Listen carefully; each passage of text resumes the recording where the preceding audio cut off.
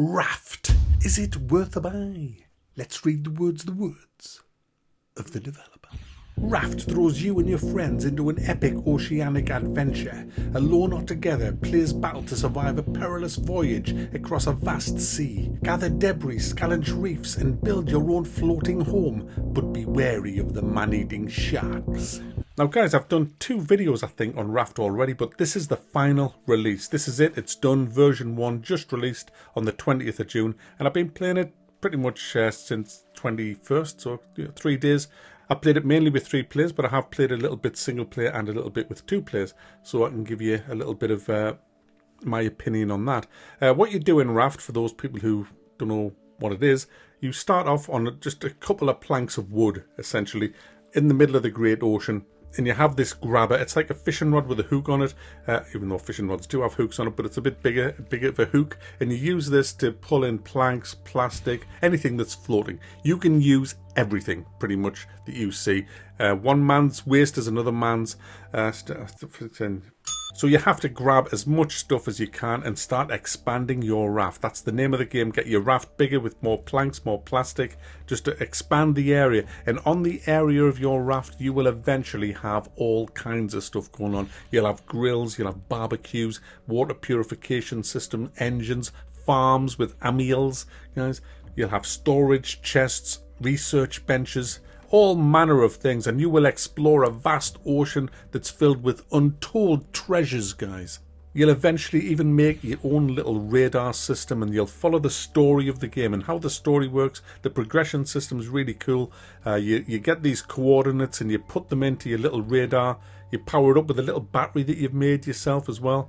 And by setting up 3 antennas, you can triangulate a signal, and head for that on your little, big floating home. And when you get there, it'll open up a little bit of a story arc about what happened there.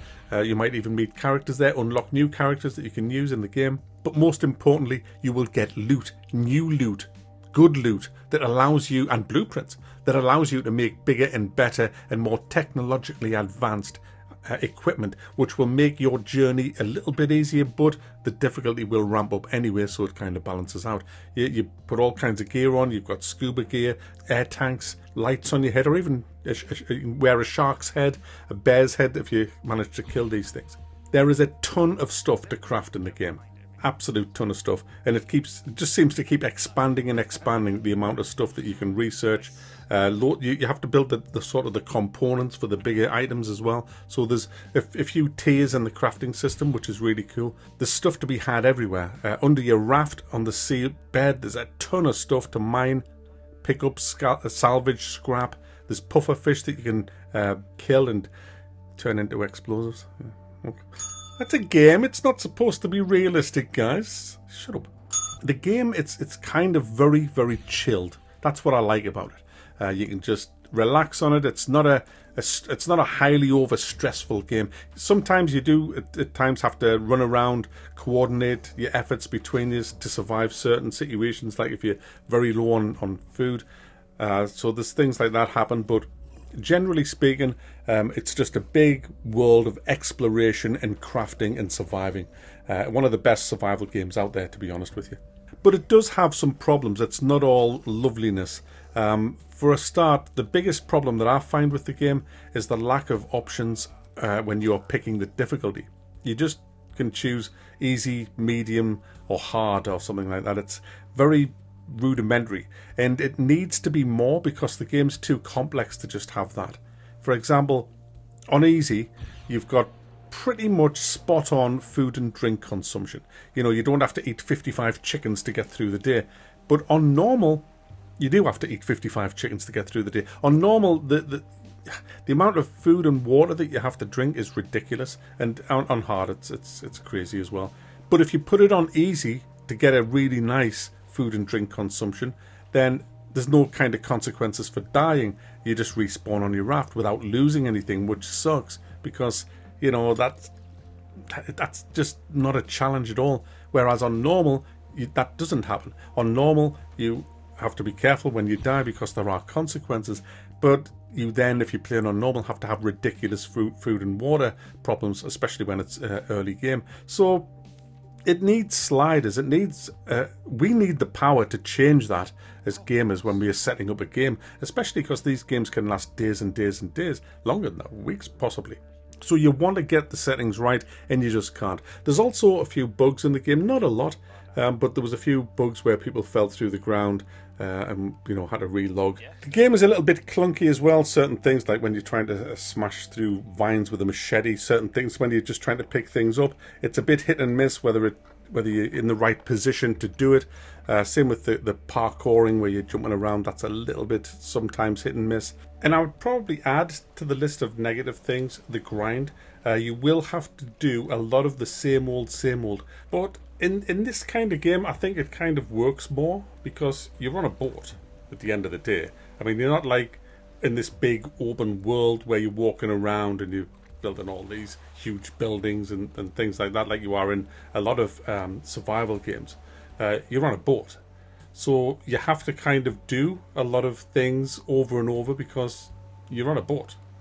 You're on a boat. I'm on a boat!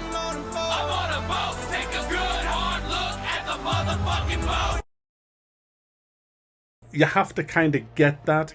And I know this will put a few people off, constantly dragging in bits of debris. I mean, you can make these catches that you just put on your raft, and when your raft gets big enough, honestly, you can just steer your raft into a shit ton of debris and all the collectors pick it all up. It's really great.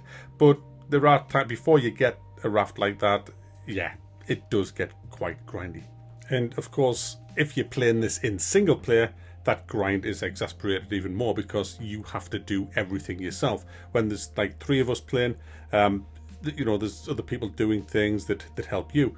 Just simple things like filling up the water purifier.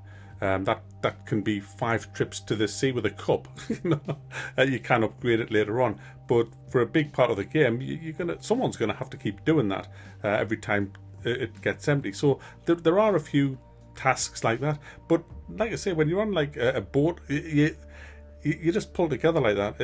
It makes it more immersive and more atmospheric. But yeah, the grind is there.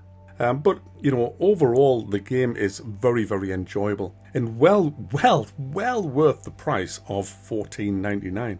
You will easily get your money's worth if you like the survival game, and I think it looks cool as well. And it's a bit different from most survival games. I mean, on this one you're on a raft, and it's so satisfying seeing your raft expand. And you do get the best of both worlds because there are some very large islands to discover, so you spend a lot of time anchored off an island. You might spend a good few days, not IRL days, but game days, just looting everything off the island and bringing it back and filling your chests up with lovely food that you get. So I'm definitely thumbing this up. It's a great game, but there are a few things, like I've mentioned, that you need to be aware of. But other than that, Raft is definitely worth a buy.